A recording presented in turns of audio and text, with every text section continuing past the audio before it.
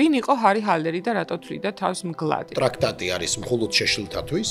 მაშინ ხან მგელი ეჩხუბება ჰარის და ხან ჰარი მგელს. და სულ არის ეს გაურებულობა, სულ არის გარკვეული რეპლიკა. როცა ერთმა დიდმა უბედურებამ ჩაიარა, მაგრამ გზაში არის მეორე. რა კატასტროფასაც ის ხედავდა, თქვათ, მე-19 საუკუნის 80-იანი წლებიდან ის კატასტროფა მოვიდა. შენში არსებულ პერსონაჟებს უნდა შეეგუო. მარტობა სინამდვილეში ცივილიზაციური მონაპოვარი. ეს აქედან უნდა ვუთხრათ, ძალიან კარგადაც გავიგეთ რას, რატომ წერს და აკეთებს. დამცინავიც და ბრძნულიც, ბავშვურიც და საშინლად და არქაული. აქ მარკეტინგული ნიჭიც გამოჩნდა ჰერმან ჰესეს. მისი სერიოზულობით ის არის კომიკური. რატომ არის ადამიანის სევდიანი არსება? ცხოვრებას ძალიანად სერიოზულად არ უნდა ვუყუროთ.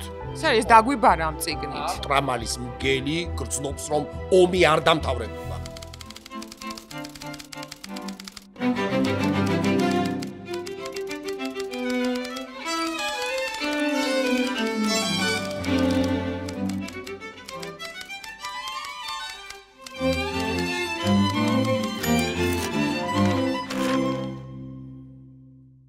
მოგესალმებით, დადგა ჩვენი მომდევნო წიგნის დრო. სანამ დავიწყებთ წიგნზე საუბარს, გთხოვთ გამოიწეროთ ჩვენი არხი მისმინე YouTube-ზე, Instagram-ზე, TikTok-ზე, Facebook-ზე და ყველგან ვართ.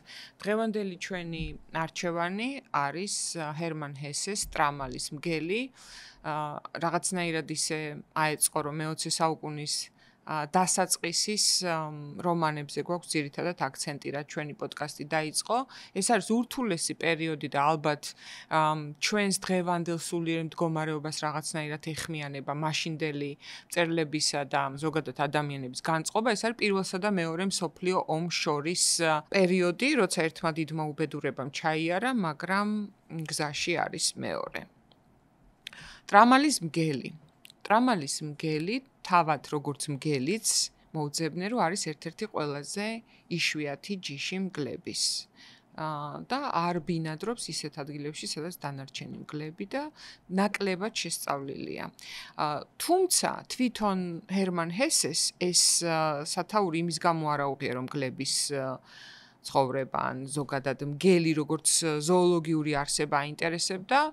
ეს ალბათ უფრო იყო ფსიქოლოგიური, ფროიდს ჰქონდა ასეთი ფსიქოლოგიური кейსი, სადაც ადამიანი თავს აიდენტიფიცირებდა მგლად და ამბობდა, რომ სინამდვილეში არის მგელი, პიროვნების ამგვარი გაორება ჰქონდა და აქედან მოდის საკუთარი თავის მგლად შეგრძნების ამბავი, თუმცა განსხვავებით მაშინდელი, ასე ვთქვათ, ფროიდისტული და ფროიდიანული ფსიქოანალიზის გავლენისა ლიტერატურაზე, აქ ძალიან აშკარაა იუნგის გავლენა. თავად ჰარი ჰალერი არის ჰერმან ჰესეს ინიციალები. აქ როგორც კაფკა, ჰერმან ჰესეც თავის ინიციალებს იყენებს მთავარი გმირის სახელის და გვარის შექმნისას და ამით ერთგვარად მიგვანიშნებს ან ჩვენი ხვდებით ან თავისთავად გამოდის, რომ ავტობიოგრაფიული მომენტები უხვად არის ამ წიგნში. სტრუქტურულად ესეც რაღაცით წააგავს დოქტორ ფაუსტუს, სადაც მთხრობელი არის ჩანაწერებს, ჰარი ჰალერის ჩანაწერებს აქვეყნებს, მისი სახლის მასპინძელი, ერთგვარი ოჯახის წევრი და წიგნში არის კიდევ ერთი ტრაქტატი ტრამალის მგელზე, ჩანაწერები თვითონ ჰარი ჰალერის და მთხრობელის ტექსტი, ანუ სამი ტიპის თხრობა. ნაწარმოების განხილვისას თვითონ ჰესე ყოველთვის დარდობდა ხოლმე, რომ აიხლა ამას გაიგებენ როგორც თვითონ უნდათ ისე, უფრო მეტ შრეს და უფრო მეტ აზრს შესწენენ, ვიდრე სინამდვილეში არის, ან სხვაგვარად წაიყვანენ, მაგრამ ყველა მწერალი ალბათ და შენ ალბათ ამაშიც დამეთანხმები, უნდა შეეგუოს იმ აზრს, როდესაც ტექსტი იბადება სრულად, ამის შემდეგ მასზე ავტორი გარკვეულ უფლებებს კარგავს, ხო? აღარ არის ეს მხოლოდ მისი და თითქმის შეუძლებელია ინტერპრეტირება მოხდეს ზუსტად ისეთი, როგორც უნდა მწერალს. ჩვენ მაგალითად პოდკასტს რომ ვდებთ ხოლმე, ლიტერატურის მოყვარულები, წიგნის მოყვარულები თავისას ყოველთვის ამატებენ ან სხვაგვარად ხედავენ, რადგან ლიტერატურა ალბათ კიდევ ამიტომაც არის ასეთი სასიამოვნო პროცესი კითხვა, რომ გაქვს საკუთარი შეხედულებების ამ ტექსტში ინტეგრაციის საშუალება და ეს არის ძალიან მნიშვნელოვანი. ვინ იყო ჰარი ჰალერი და რატო თვლიდა თავს მგლად? ეს არის მარადიული პრობლემა, რომელზეც პასუხი მეცნიერებამ 60-იან წლების ბოლოდან თითქმის გასცა, მაგრამ ლიტერატურას არ უყვარს ასეთი პასუხები. ლიტერატურას უფრო უყვარს კითხვების დასმა. ადამიანი არის იმგვარი არსება, რომელსაც არც შეუძლია სოციუმის გარეშე არსებობა ვერ გადარჩება, მაგრამ თავს ცუდად გრძნობს სოციუმში. და თავარ გმირში ასეა ზუსტად, მასში არსებული მგელი ეს არის შეუგუებელი ამ რაღაც მოწესრიგებულ ცხოვრებასთან, დალაგებულობასთან, გარეგან წესრიგთან, რომელიც შინაგან ქაოსთან სრულ კონტრაპუნქტშია ხოლმე როგორც წესი. აი მაგალითად თუ გახსოვს ტექსტი იწყება იმით, რომ აი სისუფთავის სუნი, რომელიც იდგა სახლში, რომელიც ოთახში და სახლში, რომელიც ჰარი ჰალერმა იქირავა ამ უკარიებით მორთული მოაჯირები, გაპრიალებული სახლი, დალაგებული დიასახლისის საქმიანობის კვალი, სადაც იგრძნობა, მისთვის მიუხედავად იმისა, რომ აბსოლუტურად მიუღებელია მისი ცხოვრების წესისთვის, ამასთანავე იწვევს რაღაც სიმყუდროვის და სიმშვიდის განცდას. ეს არის მუდმივი გაორება, როგორც შინაგან მდგომარეობასა და გარეგან სიტუაციას შორის, ისე მის მისწრაფებებსა და ზოგადად ხასიათს შორის, ანუ მაშინ ხან მგელი ეჩხუბება ჰარის და ხან ჰარი მგელს.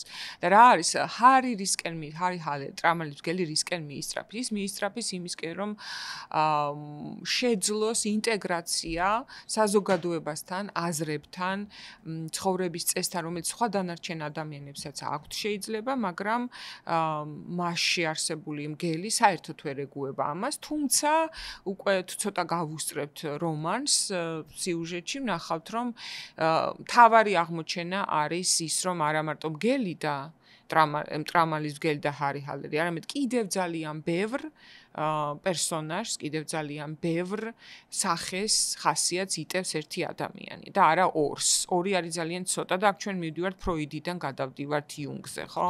აბარა. და მრავალი იდენტობა აქვს.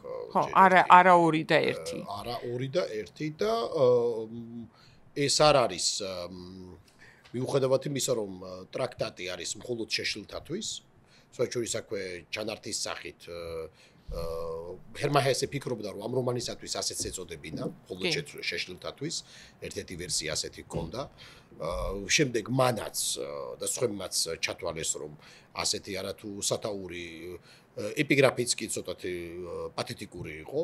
და ძალიან პრეტენზიული მხოლოდ შეშლილთათვის, თუმცა მაგრამ თეატრის შესასვლელში, მაგალითად თეატრში ეს არის და ყველასთვის არ არის ეს, ანუ რაღაცა ექსკლუზიურობა არის მნიშვნელოვანი. აქ მარკეტინგული ნიჭიც გამოჩნდა მის ჰერმან ჰესეს, როგორ უნდა მიიზიდო ადამიანი იქ, თუ ყველასთვის არ არის შესვლა, ყველას უნდა იქ შეღწევა. აბარა და ეს ზღაპრის სამყაროა, ეს იდუმალების სამყაროა, ეს არის თამაშის სამყარო, ჰესეს ძალიან უყვარს თამაში და დატოვება საიდუმლოსი გლასპერლეშპილი, რასაკვირველია მისი ბოლო და ანუ თამაში რიოში ყალბი მარგალიტებით, ბოლო რომანზე თუ ვახსენებთ, მაგრამ ეს სახიფათო თამაშია. შემთხვევითი არ არის, რომ აი ამ ადამიანში მრავალი იდენტობის მატარებლობასთან ერთად არის მუდმივად მას აქვს ჰარი ჰალერს და ჰარი ჰალერიდან გამომდინარე ჰერმან ჰესეს რაღაც უძლურების, დაბერებულობის, რაღაცა სიკვდილის წინარე მდგომარეობაში ყოფნის პარალელურად ბავშვურობის საოცარი შეგრძნება და ენერგია. ტრადიციული ხერხი ჩვენი საყვარელი მწერლები ვინც ვახსენეთ, იქაც ეს იყო ქრონიკული დაავადება ნიკრისის ქარი. რომელიც არის ფიზიკური ტანჯვა არის მე-20 საუკუნის დასაწყისის განუყრელი ლიტერატურული ატრიბუტი გმირს. კი, როდესაც ფეხების თრევა და გრძნობს სხეულს გამოდმებით და აქ მთხრობელი აი ის ვინც აკვირდება ჰარი ჰალერს, თუ როგორ ადის ის თავის ოთახში, როგორ ძნელად ადის ამ კიბე იდეებზე, როგორ უჭირს გადაადგილება და მეორე დღეს უეცრად ხედავს, რომ ეს დაუძულურებული და დამძიმებული ადამიანი როგორ ლაღად მიხრის ქუჩაში მეგობარ ქალთან ერთად და აი ამ კონტრასტს ვერ ხსნის ხოლმე, ხო? დამკვირვებელი. სხვაჩორის ნიკრისის ქარები ახსენე და აქ უნდა ვახსენო დამსვენებელი ჰერმან ჰესეს პატარა რომანი. კურგასტი. ხო. სწორედ აგმანია ალბათ. კი, დამკვირვებელი კურორტის სტუმარი, მაგრამ დამკვირვებლობაზეა და ამიტომ სათაური სწორად არის გადათარგმნილი. და ხო, და როგორც ჩვენ ასე ვთქვათ, ტრადიციად გვექცა ერთგვარად, ისეთ ტექსტებს ვარჩევთ, რომლის სიუჟეტის თხრობაც ერთი მხრივ ადვილიც არის და მეორე მხრივ რთულიც.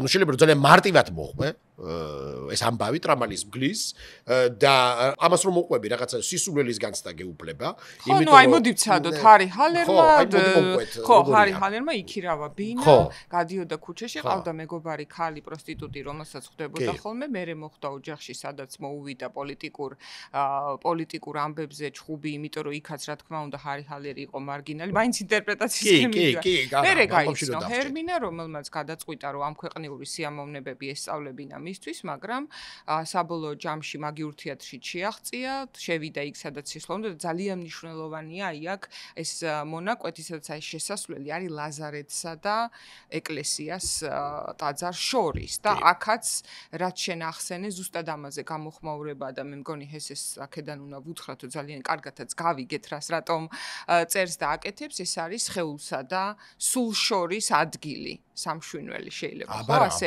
ერქვას აი ეს მაგიური თეატრი სადაც ხდება საკუთარ ფსიქიკა ეს არის ეს ჰერმინაც ტყუილად არ ქვია მას ჰერმინა ჰერმან ჰესეს ანიმა ქალი ვარიანტი ასე ვთქვათ და მერე იქ არის პაბლოც გაიცნობს პაბლოს რომელიც თავიდან აღიზიანებს მუსიკოსი არის ჯაზზე ლაპარაკი არის კლასიკურ აკადემიურ მუსიკაზე საუბარი გაიცნობს მოცარტს გაიხსენებს ყველა ბავშვობის მოგონება და ხდება საკუთარი თავის დეკონსტრუქცია ესე პრიმიტიულად რო ვთქვათ და შემდეგ ტრამალის მგელი კლავს ჰერმინას და ამით ეს თამაშია თუ რა არის ვერ გავიგებთ ესეც არის სიმბოლურად რა თქმა უნდა ეს არის საკუთარ თავში აი ამ ქალური საწყისის მოწიფულობაში გადასვლა და საკუთარ თავში პაბლოს მოკლა ანიმას ანუ ქალი საწყისისგან გათავისუფლება იმიტომ რომ ის გასწავლის რა არის ამ ქვეყნიური სიამოვნება ამ ქვეყნიური სიკეთე რაციონალობა და ასე შემდეგ განახებს ცხოვრებისეულ სიხარულს და გადადიხარ მოწიფულობაში რომელიც გულისხმობს იუმორს როგორც მოცარტი უყარებს აი ეს არის სიუჟეტი რომელიც ჩვენ ამ შემთხვევაში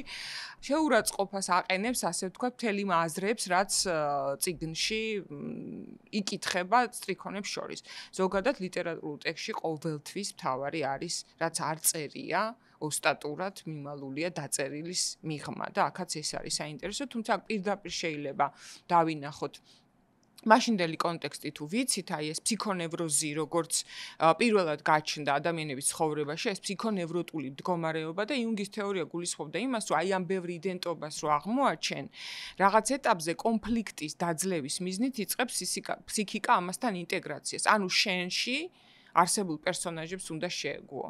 რომ ზოგი არის არმაცი, ზოგი არის მორწმუნე, ზოგი არის უსაქმური, ზოგი საქმიანი, ზოგი პოეტი და ზოგი ტექსტის ავტორი, რომელიც გაილანძღა ჰარი ჰალერს აქვს ასეთი შემთხვევით ქუჩაში შეხვედრილი პროფესორი, როცა პატიჟებს იქ ომის თემაზე ვისაც ლანძღავენ, სწორედ იმ სტატიის ავტორია თავად და ბოლოს ევერითმეს და ეუბნება.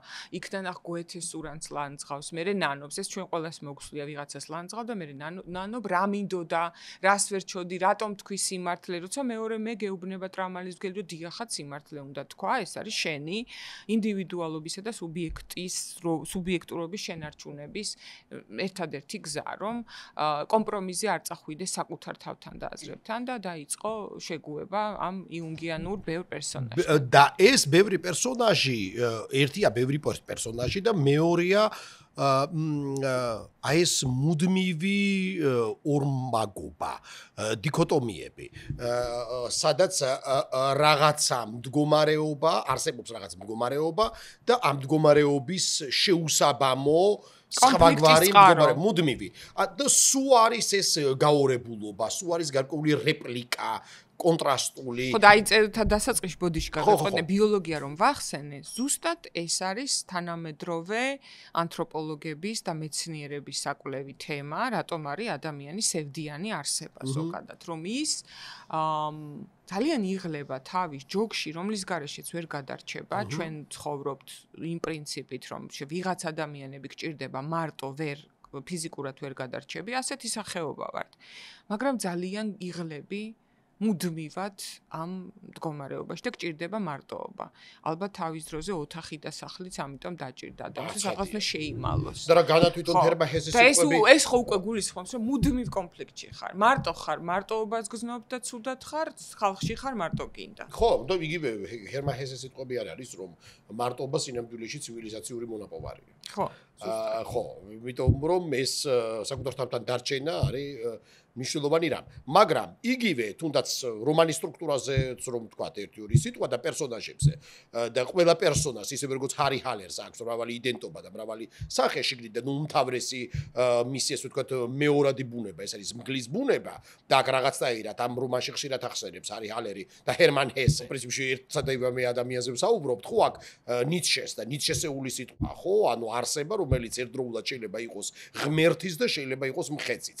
ანუ ცხოველი და ღმერთიც, მაგრამ არა ადამიანი. და რაღაცა იმგვარ სუბსტანციაში მყოფობა, რომელიც გულისხმობს ღვთაებრივისა და მდაბალის, ანუ ცხოველურისა და უნტერმენშის აი ამ მდგომარეობის და პრინციპში აი ეს დიქოტომია, ისევ და ისევ ნიცშეს მიერ შემოტანილი ჰარმონიის დარღვევა, იმ მოდელის დარღვევით, რომელიც გულისხმობს ბალანს დიონისურსა და აპოლონურს შორის, სადაც არის ასე ვთქვათ, ინსტინქტური და ამაღლებული, მაგრამ აი ამის მუდმივი წონასწორობის განცდა უნდა კონდეს ადამიანს და ეს განცდა ირღვევა და ნიცშეს სკეპსისი და ჰერმან ჰესეს სკეპსისი ამბობენ ეგ ზუსტად ამიტომ ევროპის კრიზისზე, იმიტომ რომ ეს ჰარმონია ირღვევა, ხო, ფიზიკურადაც ასეა, ფიზიკურადაც ასეთი ადამიანი და რა თქმა უნდა ნიცშეს ტორი ყველა ტექსტს ეთყობა, რომელიც დაიწერა ანტინიჩიანური თუ პრონიჩიანური აბარა, იმიტომ რომ ის რაც ხო წლებში. ამ წლებში იმიტომ რომ ის რაზეც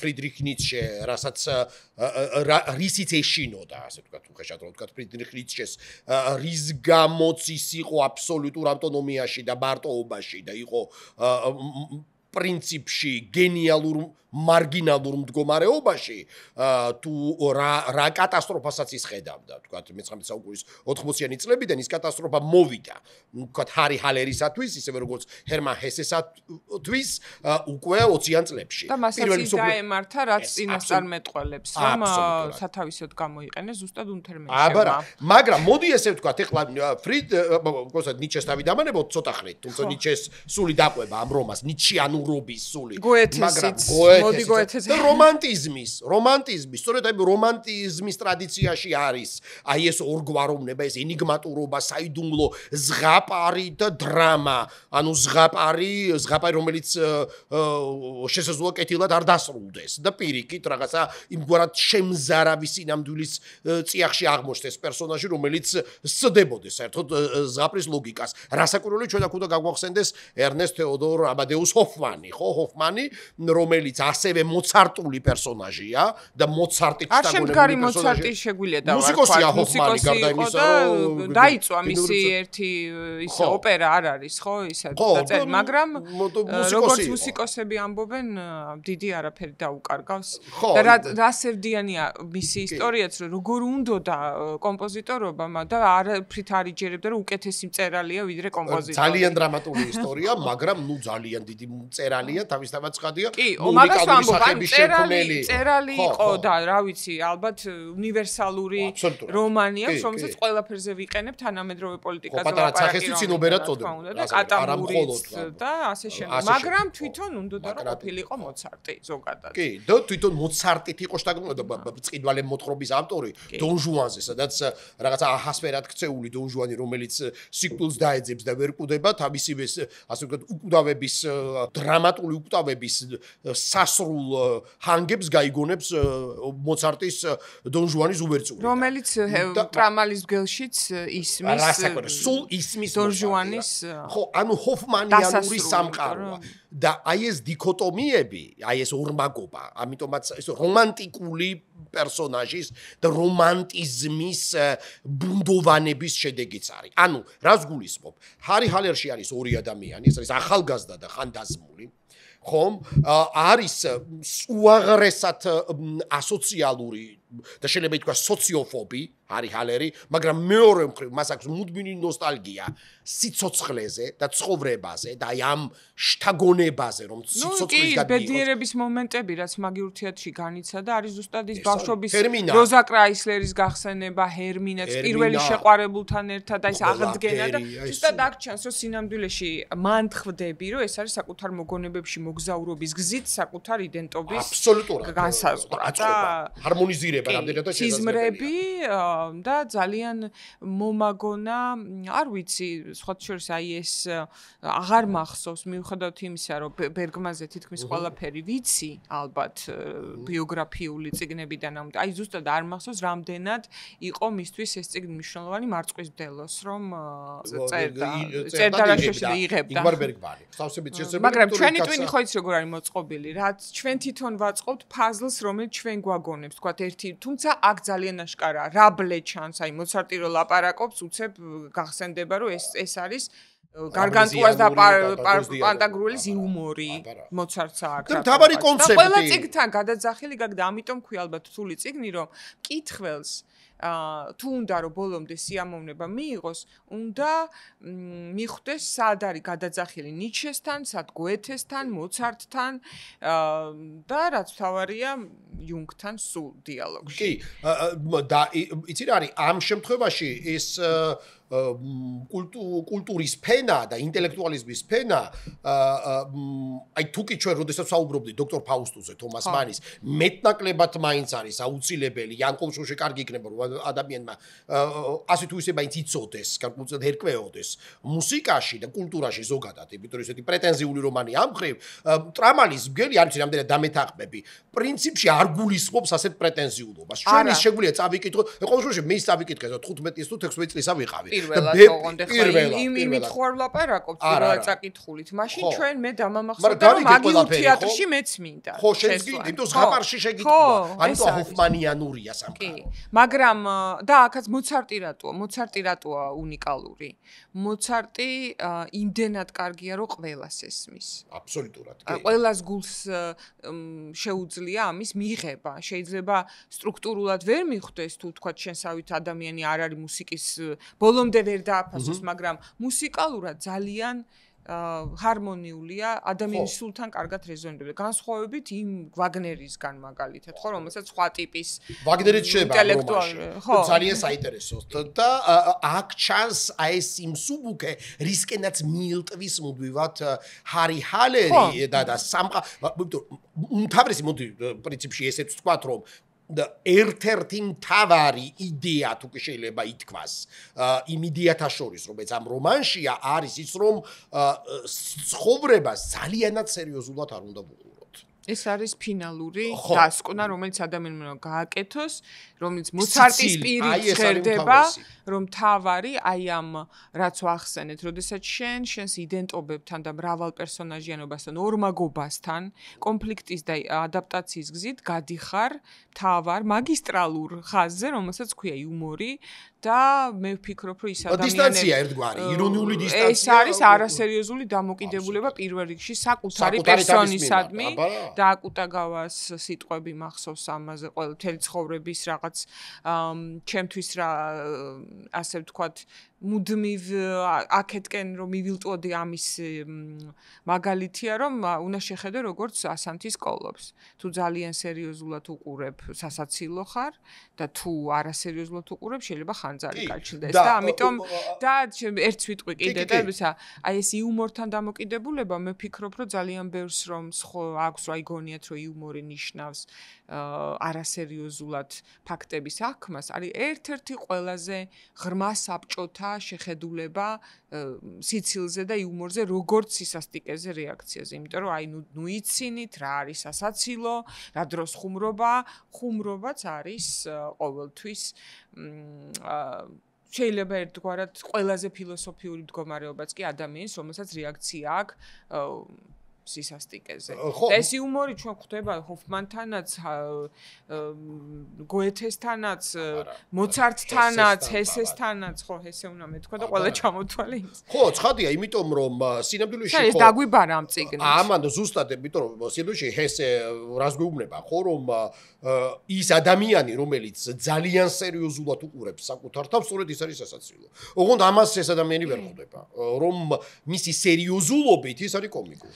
და ამ სიბრძნეს სიტყვა მოღვაწეობ ხო, მე მოღვაწეობ. ხო, კომიკურია. ოღონდ ტრაგედია იმაში მდგომარეობს, რომ ამ კომიზმს ვერ აღიქვამს თავად ის ადამიანი, რომელიც ასე ხედავს საკუთარ თავს. კომიზმის აღქმა უკვე გადაჭრილი პრობლემაა. სხვათა შორის აქვე თომას მანს აქვს ერთი ისეთი რომანი, მისი უდიდებულესობა, რომელიც არ ითვლება, არ მიჩნდება თომას მანს წარმატებულ რომანად და ეს რომანი საინტერესოა მათ შორის იმიტომაც, რომ ჰერმან ჰესემ გააკრიტიკა ის უაღრესად. ანუ არ დატოვა ამ რომანისგან, ეს არის ადრეული პერიოდი, ბუდებროკობის მერია დაწერილი. ეს და აი იქ წერს ჰერმან ჰესეს, ოჩოს ახლა გამახსენდა, რომ გადაჭარბებული სერიოზულობით აღიქვავს ავტორი საკუთარ თავს. და ეს კარიკატურულ საბესტილებას აღწევს, ვულგარულს. და რა სიბრძნეს იღებს, აი უკვდავებისგან, ოჩოს შენახსენე, გოეთეს პორტრეტზე რო ღიზიანდება, ჰარი ჰალერი. ხო, რატომ? იმიტომ რომ აი ამ ბურჟუაზიულ თუ მეშანურ გარემოში და აი აქა დიქოტომია. ჰარი ჰალერი ერთი მხრივ ჰარი ჰალერის გული ერევა მეშანურობაზე, აი ამ მოწესრიგებულობაზე, ეს ყვავილები, ეს მისი ამ სახლის მფლობელი ქალის, მაგრამ მეორე მხრივ ახსენებს თავისი მშობლების სახლს, თავის ბავშვობას. ანუ ერთ მხრივ ეს აუტანელია ეს მისთვის და ამ სტატიკურობისგან გაქცევა საკვირველია ეგრევე და მეორე მხრივ მიზი თუ იგივე გაღიზიანება გოეთეს პორტრეტის მიმართ, იმიტომ რომ გოეთეს პორტრეტიც როგორია ეს გოეთეს პორტრეტი, ხო, სადაც ის ხედავს არა გოეთეს, არამედ როგორც ეს ბიურგერები, ანუ ბივატელები, ჩამტკბარები, როგორ ხედავენ გოეთეს. გოეთეს მიმართ უჩნდება, მისი ღაბაბის მიმართ. გოეთეს მიმართ უჩნდება აგრესია, იმიტომ რომ ინტერპრეტირების და გამახსენდა ეს მინისტრი კაცი, როგორ გახდა პოეტი მინისტრი. პოდკასტში ზუსტად კაფკაზე რო ხონდა, ამას საუბრობდი, რომ რა პრობლემა ექნება წერალს ამ შემთხვევაში უკვე გოეთეს, რომ ინტერპრეტაციის საგანი ხდება თვითონ. ინტერპრეტაციის საგანი და რჩება ხატები და არა რეალური წერალი და გოეთეს. მაგრამ თვითონ გოეთევი ახდენს ამის დეკონსტრუქციას ამ რომანში. ის გენიალური ეპიზოდი სრულიად, აი მართლა გამახსენდა, აი მართლა ბავშვობაში ესო წავიკითხე, ყველაზე მონუსხველი ჩემთვის იყო აი ეს ეპიზოდიც, როდესაც აი ეს სადაც მიიღებს აი ამ სიბრძნეს უკვდავთა ამ ცივი გაყინული სიცილის ფონზე, იმიტომ რომ უკვდავები ხო იცინიან, აი მოცარტის სიცილი ისმის მუდმივად რეფერენად გაზდებს ამ რომანს, ხო? აი რაღაცნაირი დამცინავიც და ბრძნულიც, ბავშვურიც და საშინლად მე ვიტყოდი არქაული, რაღაცა ძველი, უკვდავთა უკვე დროის მიღმიერი სიცილია ეს და აი ამ ეპიზოდში, როდესაც ის ხდება გოეთეს, ეგ ძალიან უცნაური იუნგიანური სიმბოლიკა ხდება, გახსოვს ეს მისი ის არის ჯილდოა, ხო, ეს გოეთეს ეს მბზინავი ვარსკვლავი შემდეგ მორიელად რო გადაიქცევა, ხო?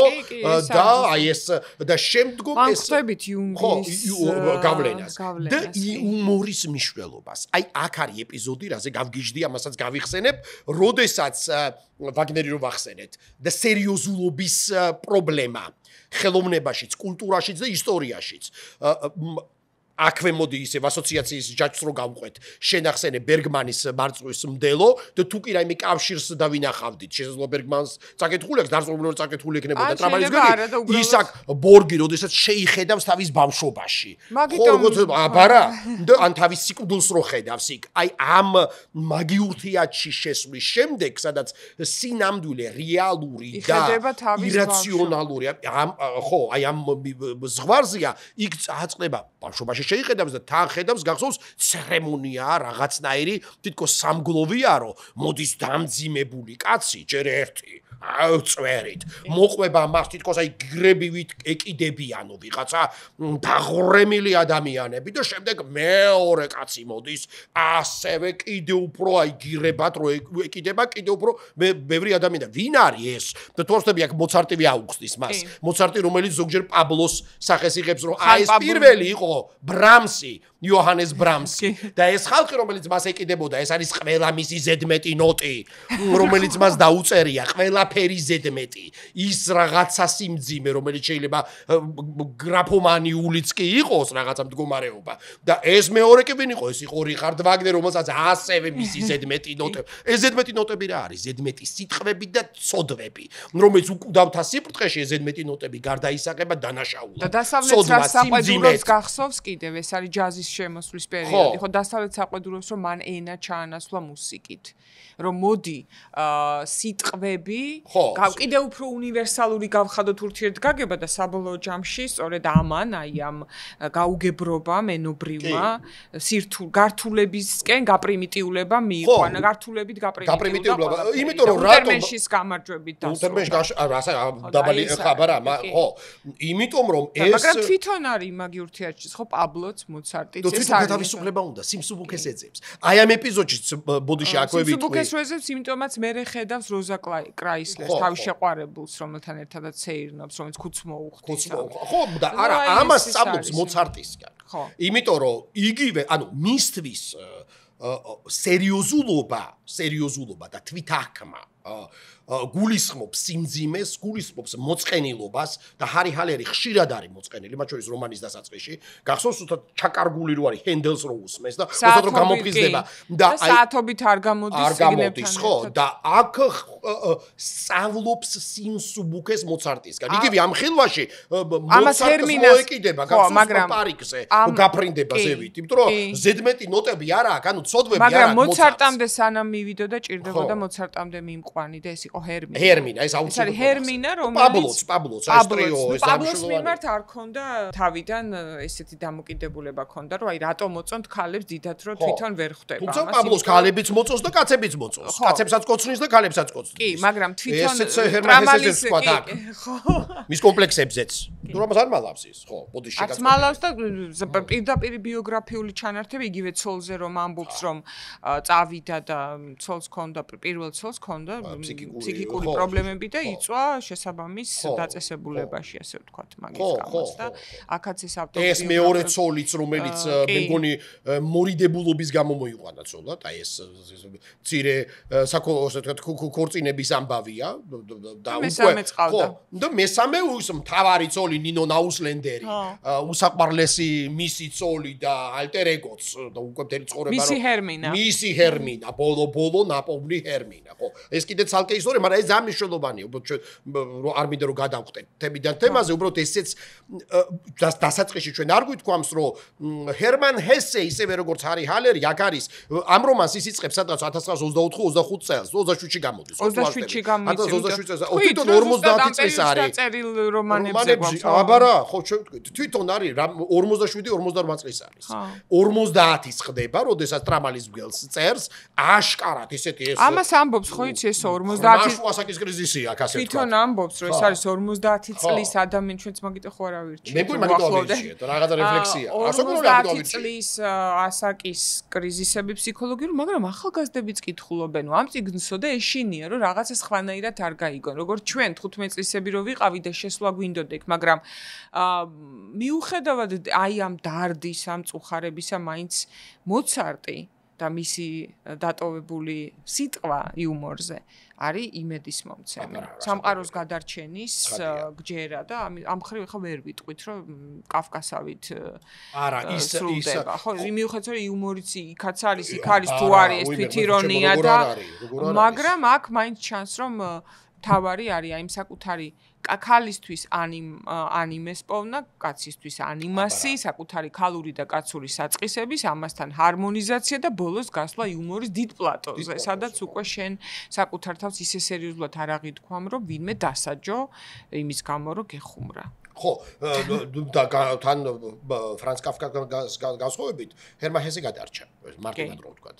და მას აქვს რესურსი, ანუ რაღაცა ფენიქსის ბუნება აქვს. ჰარი ჰალერსაც მათ შორის, ეს ჩანს, რომ ანუ ეს ადამიანი, რომელიც გონია, რომ სიკვდილის პირას არის მისული, და ის გახსოვს რამდენს წერს, თუნდაც აი ტრაქტატში, სუიციდზე, თვითმკვლელობის მან არის საოცარი მიგნება. ეს სუიციდანტია, თავისი არსით. და საოცარი მიგნება, ზუსტად აი ამ სუიციდზე, რომ სუიციდს მაინც იტოვებს როგორც გეგმა ბე ასე ვთქვათ. მუდმივი გამოს თუ რაღაცა, ნუ მათ თავის მოკლა მაინც არის. ხო და მოდი შეჩანართი დღეს 47 წლის გავხდიო და უცბად გამიხარდა რომ ვიფიქრე 50 წლის რომ გავხდები მაშინ მოვიკლავ თავს.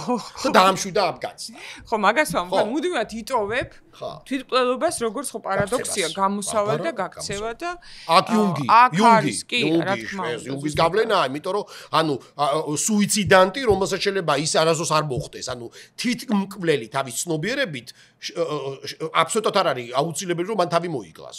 ანუ შეუძლებელია რომ აზროვნების მოდელია. გაჩნია მოვლენათა, ასე ვთქვათ, სიტუაცია. სხვა შორის ამაზე ფსიქიატრიაც ამბობს, რომ არსებობს სუიციდალური მიდრეკილება არის დეტერმინირებული დაბადებიდან და შეიძლება თუ ხელსაყრელი პირობები არ შეექმნა, ადამიანმა ისე იცოცხლოს სულ რომ არ მივიდეს ამ დასასრულამდე. იმიტომ რომ ხელსაყრელი გარემოებების შექმნა ჭირდება იგივე აი ამ სუიციდის აქტსაც. ესე არ არის. მაგრამ ეს არის ჰარი ჰალერისთვის ალბათ და სიმშვიდის ესაც ვახსენებ. ხო, რა თქმა უნდა. სიმშვიდის წყაროა და გაქცევის შესაძლებლობა, ანუ თავისუფალი. მაგრამ უფრო რთული გზა არის სიცოცხლის არჩევაო ამბობს. რასაკვირველია. ხო, ამიტომაც უნდა რომ გაიქცეს.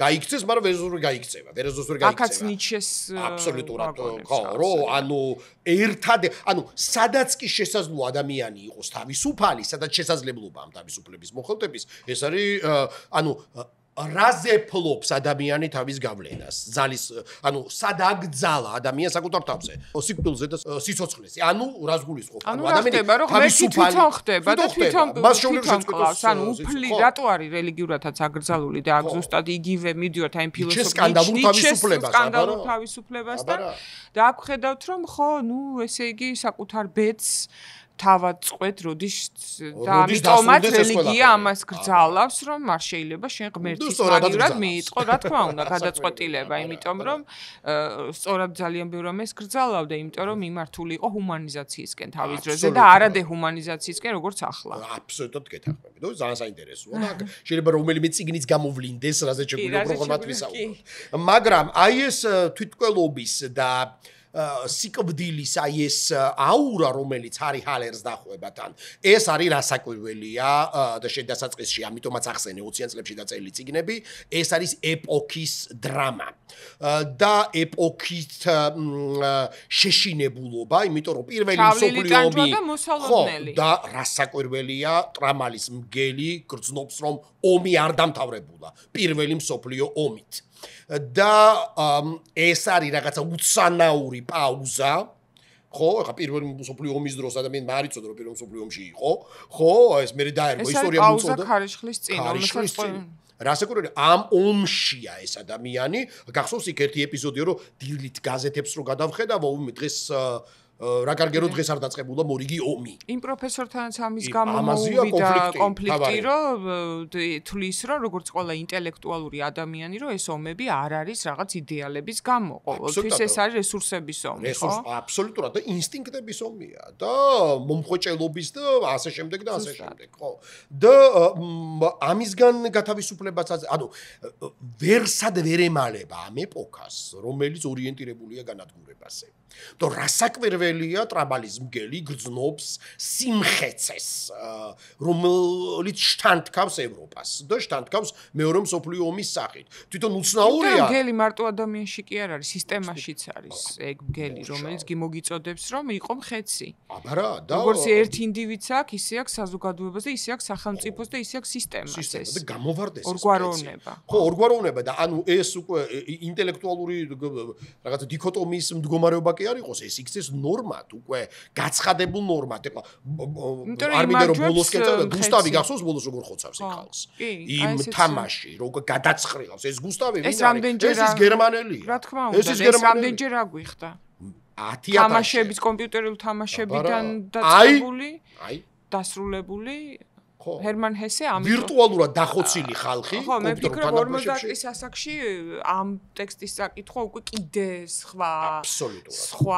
წინასწარმეტყველებას მე ვერ ხვდებოდი რა არის 16 წლის ასაკში ესო წავიკითხე ვერ მოდრა რატო როგორ შეიძლება რომ ჰერმინა მოეკლა ან რას ნიშნავდა ეს სიამოვნება აი ეს ბოლო ფინალური ეს ცეკვას რო ასწავლის გახსოვს რომ აი ესე იგი ადამიანი რომელიც ფეხებს ძლივს მიათრევს თურმე შესაძლებელია რომ და ვერ იტანს ჯას და ისევ მოცარტი უადვილებს ამ ყველაფრის აღქმას უკვე და ამას ცოტა მსუბუქად შეხედვას იმიტომ რომ თვითონ ეს პაბლოც ხო მოცარტი ალტერეგოა ჰერმინა რასეუბნება ალბათ ამიტომ ჭირდება ყველას თავისი ჰერმინა, რომელიც ეტყვის, რომ ამ ქვეყნიურ სიამოვნებებში შეიძლება იყო ბედნიერი, თუნდაც წამიერად ასწავლის, ხო, ბედნიერად ყოფნის რაღაც ეპიზოდები, ცეკვა, ფოქსტროტს როგორ ასწავლის უკვე, რომ ისე სოჭუს თვითოსავლობდა ჰესე. ამ რომანს ხო ის ციურიხში წერდა. და დადიოდა ციურიხში ცეკვის გაკვეთილებზე. რასაცილო კაცია რა, თამის და რასაყვარელი კაცია, რომ აი ეს დეპრესიული, ეს უაღრესად პრეტენზიული, მაგრამ ეს საოცარი ბავშვურობით ახსავსე და ნოსტალგიით მოცული რაღაცა იმ რაღაც შეურყვნელზე და უცოდველზე, რაღაც მოცარტიანულზე, ხო? ამისგან ის თავს არიჭერს შორს. მე ძალიან მიუხედავად იმისა, რომ ჩემი საყვარელი მწერალი ბევრი სხვა ჩამომითვლია, ჰერმან ჰესე იყო წერალი, რომლის მადლიერი მთელი ცხოვრება ვიქნები, იმიტომ რომ აი იმ კურგასტისგან მახსოვს მე სიტყვები, რომელიც შენ ახსენე და ალბათ ჩვენ ერთ და იგივე წიგნებს რო კითხულობდით ბავშვობაში, ეს არ არის შემთხვევითი, სადაც მივიღე მთავარი დარიგება, რომ დაკვირვება უნდა შეგეძლოს. სხვანაირად საკუთარ თავზეც ვერაფერს ვერ გაიგებ. ესე არის აი ეს.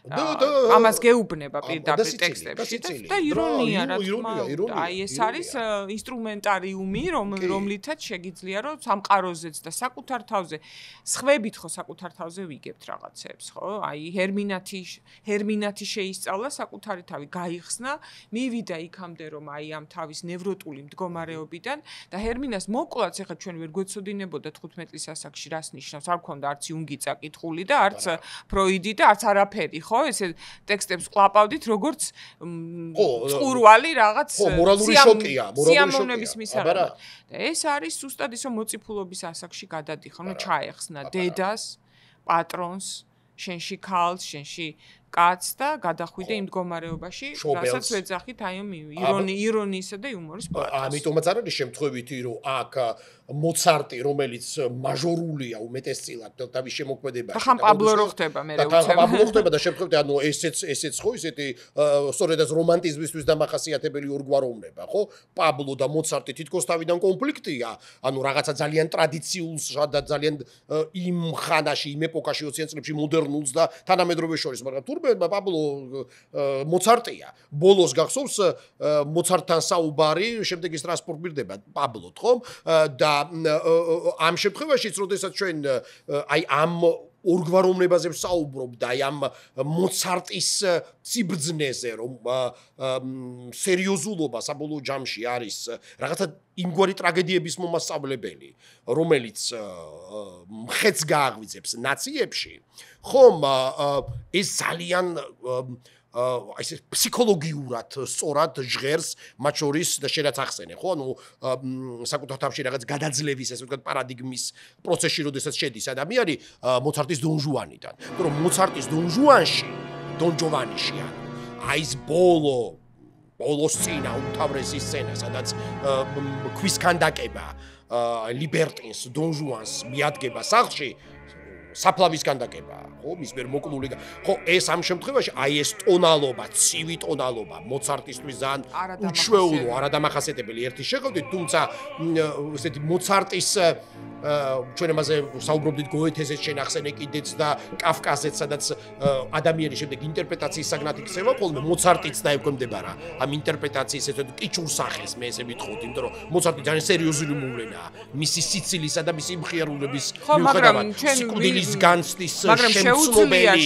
შეუძლია იყოს სუბუქის და ლაკრიმოზაც მისი იყოს. ლაკრიმოზაც იყოს და დონ ჯოვანის ფინალიც იყოს. უბრალოდ ეხლა ყველასი როცა ხარ, ყველა თავის ნაწილს იღებს და ზოგისთვის არის მოცარტი ამადეუსი. ხო, იმიტომ რომ აბარა ფორმანს. და კარგად მოგიკითხოთ, კაცო და პატივისცემით, რასაკვირველია, მაგრამ დონ ჟუანი და კომანდორის აი ეს შემოსვლა, ეს ბუნებრივია, ეს არის რაღაცა ის ეტაპი, სადაც ადამიანი ჩახედავს თავის თავში იმგვარ ალტერ ეგოს, რომელიც გულისხმობს უსწრაფობს სიკვდილთან მიახლოებას. დამთავრდა. დასრულდა. და მე რაც ხო ვახსენე როცა დასაწყისში ის რეზონირდება ყველასთან, სინამდვილეში მწერლობაშიც და მუსიკაშიც ეს არის ძალიან რთული მისაღწევი, რომ ყველა ტიპის სულთან მიხვიდე. აბსოლუტურად. და ეს მოცარტს დამსახურებად ეთვლება და არა ნაკლად, არ არის აუცილებელი. ხა ალანბერგი ვიწერდეს, ხო, ყველა და გურმანებისთვის იყოს. არსებობს პური და წყალი, რომელიც ყველა სჭირდება და. ხო, შემთხვევითი არის, ამიტომაც ნიშნავს, რომ პრიმიტიულს არ ნიშნავს მარტივს, გენიალურს ნიშნავს, ხო?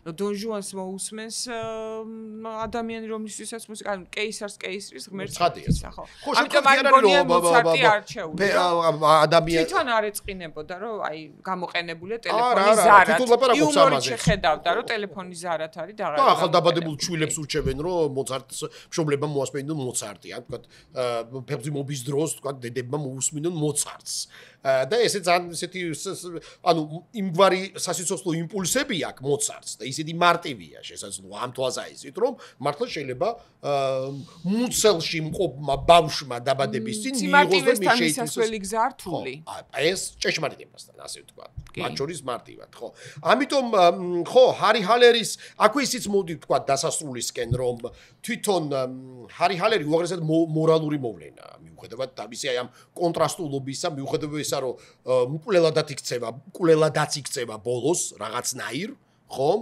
ჩაულებრივ, მაგრამ კლავს თავის თავს. ხო, თავის თავს. ისევ მიდის იმ სუიციდამდე, რომელსაც ოღონდ სხვანაირი ფორმით, ხომ? ესე არის ერთ-ერთი ესეთი დასაყრდენი, მორალური დასაყრდენი ალბათ ევროპისათვის, იმიტომ რომ მთელი მისი შემდგომი ცხოვრებაც, ის ხო შვეიცარიაში ცხოვრობდა, რაღაცნაირად უარყო, მან აქაც ნიჩიანელია ის. ანუ გერმანული იდეა, გერმანული უპირატესობისგანც და საწყისშივე მას აქვს მხილებული და გამოსწორებული. თომას მანისგან განსხვავებით და ბევრისგან განსხვავებით, ხო? და ნიცშე რომელიც ვერ იტანს ამ გერმანულ არის აქ პროფესორის ოჯახში ზუსტად ეს არის მისი მორალი და სინდისი თუ ლაპარაკობ ტრამალის მგელის მორალზე და სინდისზე ეს ჩანს ომზე მის სტატიაში, ხო? აბსოლუტურად. და დამოკიდებულებაში. და მისი ცხოვრების ფაქტობრივად ბოლო წლები, როდესაც ის ცხოვრობს თავის ნინონთან ერთად სოფელ მონტანიოლაში, შვეიცარიაში, რომელიც ასევე ცნობილია წარწერით, რომ ბითე კაინე ბეზუხე, თუ შეიძლება ნუ შემაწუხებთო, ხომ?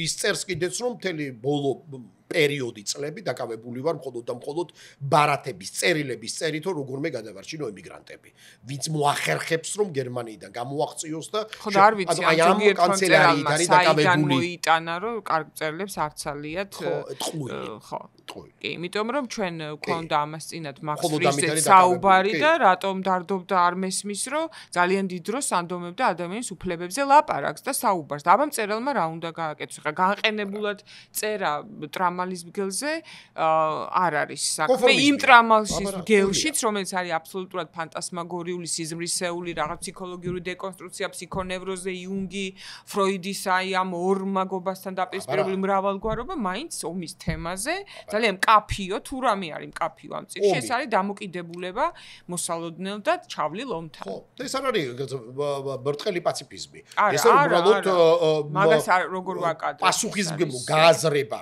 დანაშაულის მიმართ ლტოლვა კი და ნიჩეს არასწორად გაგებული ომი რა არის არასწორად გაგებული ნიჩეც ხო მათ შორის და არასწორად გაგებული ვაგნერი შეიძლება აბსოლუტურად შეიძლება ხო იმიტომ რომ ხო შეიძლება სუბლიმაცია მოახდინო ამ შენი ომის მოთხოვნილების ხო აბარა სხვა რაღაცაში გადაზარდო სხვაგანი ომო ხო იმიტომ რომ ლტოლვას ხედავს იგივე კარლ გუსტავ იუნგის ცნობილი წერილი რომ პირველ მსოფლიო ომამდე ბევრად უფრო ადრე ჩემ პაციენტებში სიზმრებში მათ სიზმრებში ვხედავდი ომს იმიტომ რომ ისინი მოცულები იყვნენ და მათი არაცნობიერი ანუ თლად სავსე იყო გადავსებული იყო ომის შეგრძნებით და მოსალოდნელი ომის ან ინსპირირებულები იყვნენ ომისაკენ ეს ტრამალის მგლისთვის არის ძალიან მძიმე სიგნალი სპენგლერიც ამიტომ გაგრთება ყველა ტექსში მათ შორის ამაშიც და ჩვენ ახლა დრო აღარ გვჩვენებთ ჩვენ ვისაუბრებდით 22 წლამდე სად ხედავდით და აშკარად იყო ნიშნები რომ ჩვენი სამყარო და ჩვენი რეალობაც მიდიოდა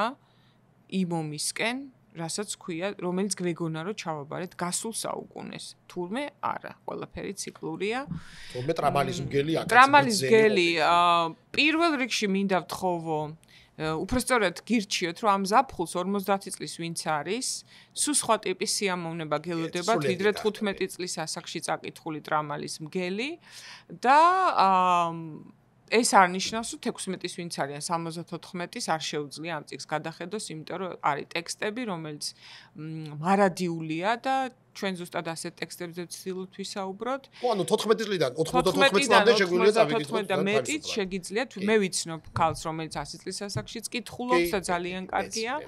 წაიკითხეთ. ბევრ რამეზე არის პასუხი იქ, სადაც ხშირად არ ველოდებით ხოლმე ძველ ტექსტებში. და ვისაც წაკითხული აქვს, ნუ ჩათვლის რომ უკვე წაკითხული აქვს. რაც თავარია. აი ესე მოხდენილად ითქვა, რომ ნუ ჩათვლით რომ რაღაც წიგნები, რომელიც ადრე წაიკითხეთ, თუნდაც ჩარშან, ისევ წაკითხული გაქვთ. ამით გემშვიდობები, დიდი მადლობა ჩვენს სპონსორს, დიდი მადლობა მისმინეს, რომ გვაძლევს საშუალებას ვისაუბროთ ჩვენ საყვარელ თემაზე და მინდა გისურვოთ, რომ რაც შეიძლება მეტი დრო გქონდეს წიგნებისთვის და ნაკლები ყოფის პროზისთვის. ესეც სიტყვებია, ყოფის პროზა არსებობს და ყოფის პოეზია. მეტი ყოფის პოეზია, ნაკლები ყოფის პროზა.